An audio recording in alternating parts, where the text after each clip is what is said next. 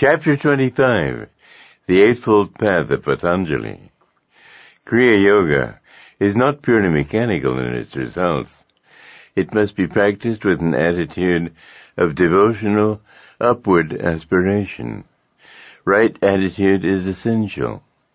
As Swami Kriyananda, whom Yogananda called a Jnana-avatar, or incarnation of wisdom, wrote in a passage I mentioned earlier of his book, The Holy Science, one cannot put one foot in front of the other on the spiritual path without first developing the heart's natural love.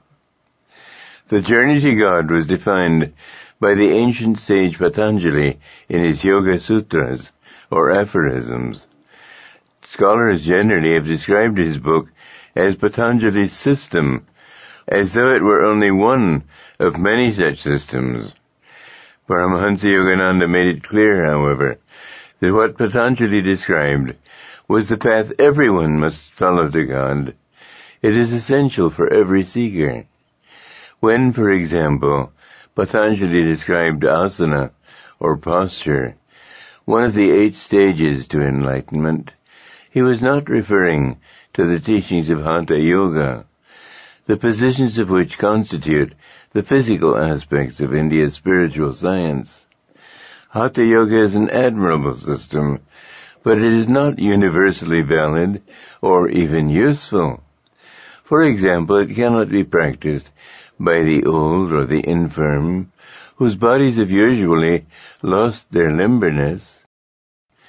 Hatha Yoga, however, including Ananda Yoga, is basically not a devotional practice and is often ignored by sincere spiritual aspirants.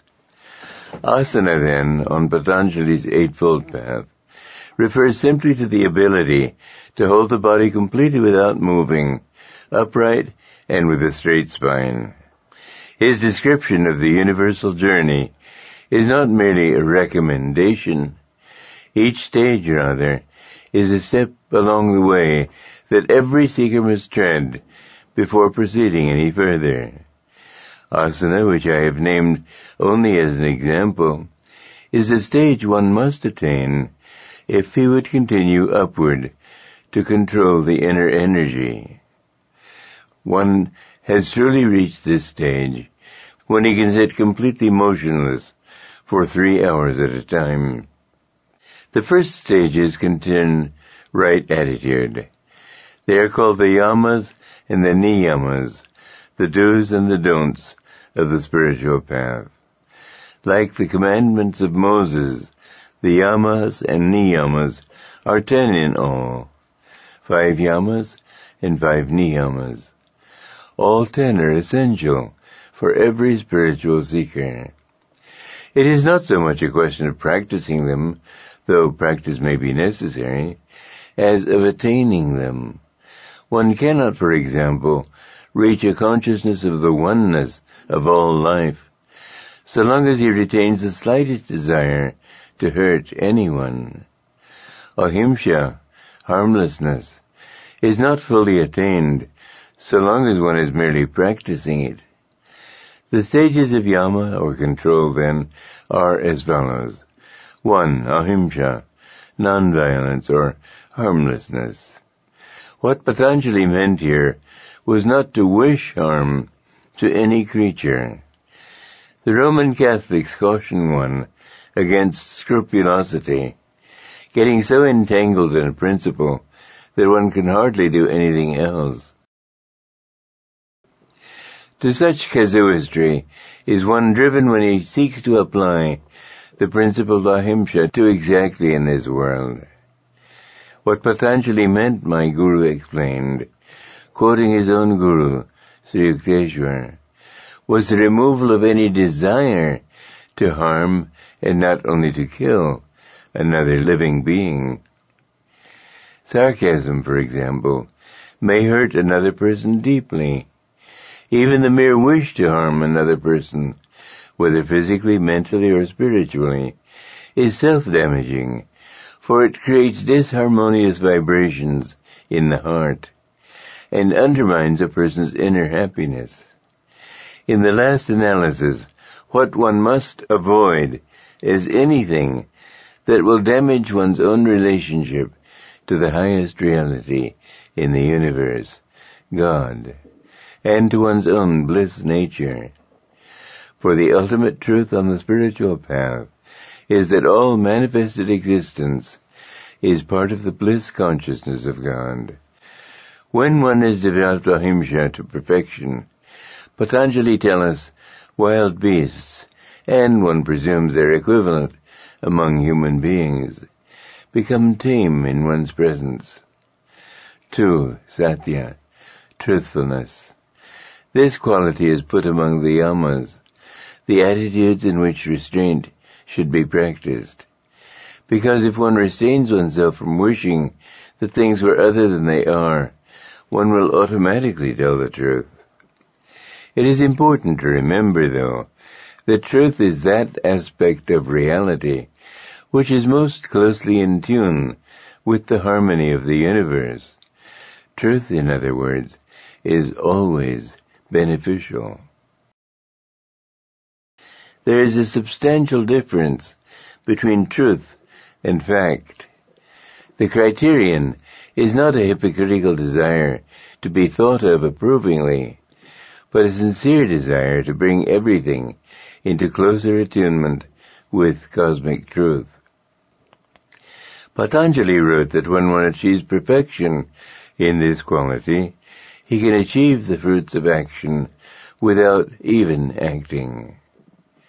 3. Asteya, non-covetousness.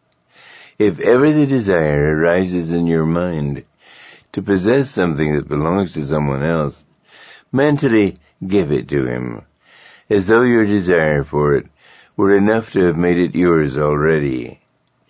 Now bestow it on him again with a free heart. To covet anything is to form a link with it which can tie you down. It is like the ropes that tie a balloon to the ground. Desires are self-limiting and self-imprisoning. When this quality is perfected, one finds that wealth comes to him in any abundance that he needs. 4. Brahmacharya, sexual self-restraint primarily, though literally it means to be schooled in the ways of Brahma. If one aspires to the spiritual heights, sexual desire is like a ball and chain around his ankles. It greatly impedes him in any effort he makes to advance spiritually or in any other field. Not only does it keep the energy focused in the lower chakras, but if indulged in, it greatly wastes a person's energy, especially that of the man. To overcome sexual desire is like untying a hawk and letting it soar freely into the sky. Those, on the other hand, who claim to find inner freedom by indulging their sexual desires, find in time that it is like the false freedom of a fish, which escapes the fisherman's net only to flop out onto the dry deck of his boat. The benefit of brahmacharya is, Patanjali said, the accession of great physical and mental stamina, vigor, and endurance. 5. Aparigraha, non-possessiveness.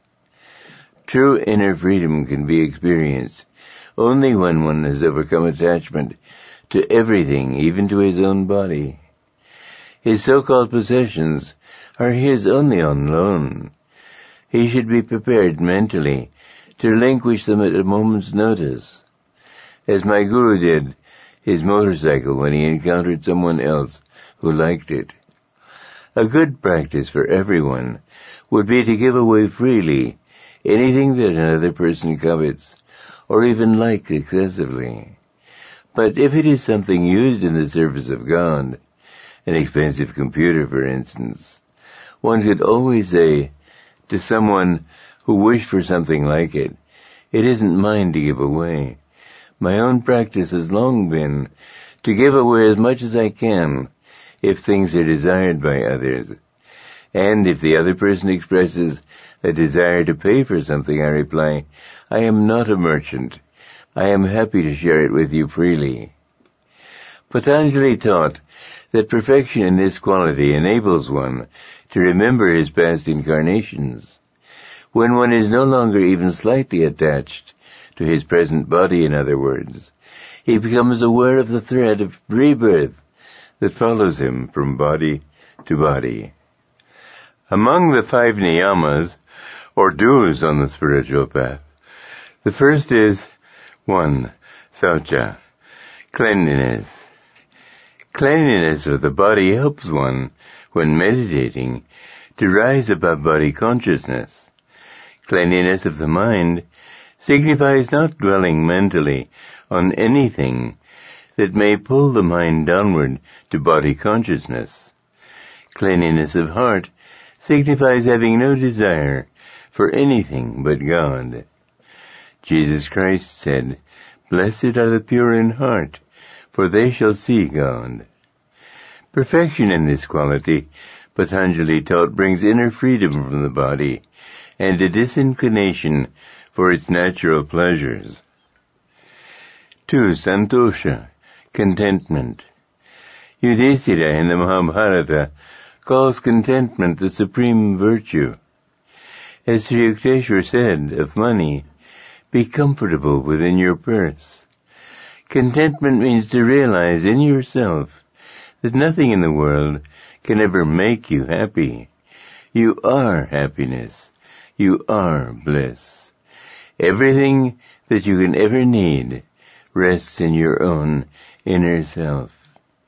This practice, when perfected, brings the consciousness of divine bliss in everything one does. 3. Tapasya Austerity. This means self-restraint, not self-flagellation or self-deprivation. In the movie Dhyana, Tapasya is translated in the subtitle to mean devotion, an inaccurate rendition, but valid in the sense that the word tapas means an upwardly directed flow of energy. Everything one does should help to direct one's energy upward toward God. Perfection in tapasya leads to the development of psychic and spiritual powers. 4. Swadhyaya, self-study or introspection. Most books translate this word to mean study of the scriptures. But whereas it is true that this study can certainly aid one in understanding his own higher destiny, the word swa means literally the higher self. One who makes it a practice always to analyze his own motives, to catch any self-justification in the bud, and to accept always with an open mind the possibility that he has been wrong, will direct his footsteps unfailingly toward the ultimate goal. Such a person will act always without personal motive to please God. Perfection in Swadhyaya bestows on one the power to commune with beings in the higher realms and to receive help from them. 5. Ishvara Pranidhana, worship of the Supreme Self. Ishvara, Lord of the universe, is the true self behind everything. Every action one performs should be a conscious act of worship, a divine offering on the altar of that supreme perfection. Patanjali wrote that when one becomes perfect in this niyama, he enters the ray of upward moving, divine love, which leads to oneness with the Lord himself. The third stage, asana, posture. It is the ability, as I said earlier, to sit unmoving with a straight spine for long periods of time. Asana makes it possible to rise above body consciousness. Pranayama, the fourth stage, control of the energy in the body. Many texts translate this word to signify breath control, but although there is a connection between the breath and the flow of energy, the truer meaning of prana is energy, for the control of which the breath is used. The important thing here is to have reached a stage where the energy can be withdrawn from what Yogananda called the sense telephones. Only in this state of withdrawal is it possible to free oneself completely from outer distractions. Pratyahara, interiorization of the mind. One must withdraw not only the energy, but also the thoughts and the attention from all distractions. Only when one has reached this point can the seeker begin seriously to meditate. Dharana, concentration. When one has withdrawn his energy and consciousness from the world around him, he becomes able to focus it one-pointedly. Concentration is only the beginning. One must then be able to direct his concentration one-pointedly toward God in one of his 8 fundamental aspects. Peace, calmness, the positive aspect of peace, power, light, sound, love, wisdom, and bliss. Dhyana, steadfast meditation on God in one of those 8 aspects. Samadhi, oneness, complete absorption in the infinite. Samadhi comes in 2 stages, savikalpa, sampangyata, and nirvikalpa, asampangyata. The first stage is conditional and temporary. The ego still remains subconsciously present and returns to one in full force after one leaves his meditation. The first stage, then, constitutes not so much a fulfillment as a serious temptation. It is by no means unheard of for devotees to fall back into delusion after reaching this point. From these thoughts, it is certainly possible to fall again. To focus everything on one's little self is to fall from God. In what way can this teaching be incorporated with the Buddhist teaching of nirvana? Nirvana is also a yogic teaching. Paramahansa Yogananda explained it as the cessation of all thought, all human feeling, a state indeed of utter nothingness. Into that void, when it is attained, rush the great waters of oceanic bliss. You will not be safe, my Guru told me, until you've attained nirvikalpa samadhi. Patanjali's so-called system is called, in Sanskrit, Ashtanga, which literally means not 8-fold, but 8-limbed, anga meaning limbed. His explanation is most easily understood as a series of progressive stages. Understood more deeply, however, to call these stages limbs suggests a fuller meaning. For as we have our own 4 limbs with us constantly, so the 8 limbs, all the way from ahimsa to samadhi, are interdependent.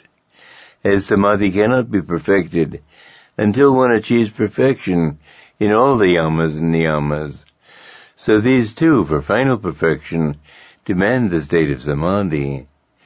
Ahimsa, for example, cannot be fully achieved until one actually realizes his oneness with all life.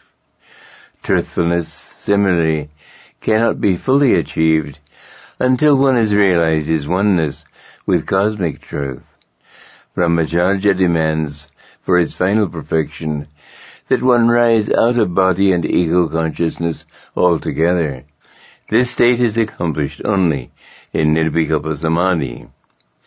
Again, santosha, contentment, becomes a permanent virtue only when one achieves supreme bliss. Otherwise, it cannot but be, to some extent, only a practice, one that will be buffeted constantly by the fierce storms of past karma, and swadhyaya, or introspection, will be repeatedly befogged by the heavy clouds of maya, or delusion, which can make even the most conscientious seeker uncertain sometimes as to which is the best course of action. All the yamas and niyamas, similarly, demand perfection in the ability to perfect also the limbs of asana, pranayama, and the rest. Asana cannot be fully perfected without pranayama. Pranayama cannot be fully perfected without aid from the higher stages. And none of the 8 limbs can be perfected without realizing that nothing finally can be achieved. We are all perfect already in infinity. We have only to realize what we have always had, though we have forgotten it. We have always been but angas of the omnipresent, omniscient, ever-new state of perfect bliss. Satchidananda. There is no other reality in existence.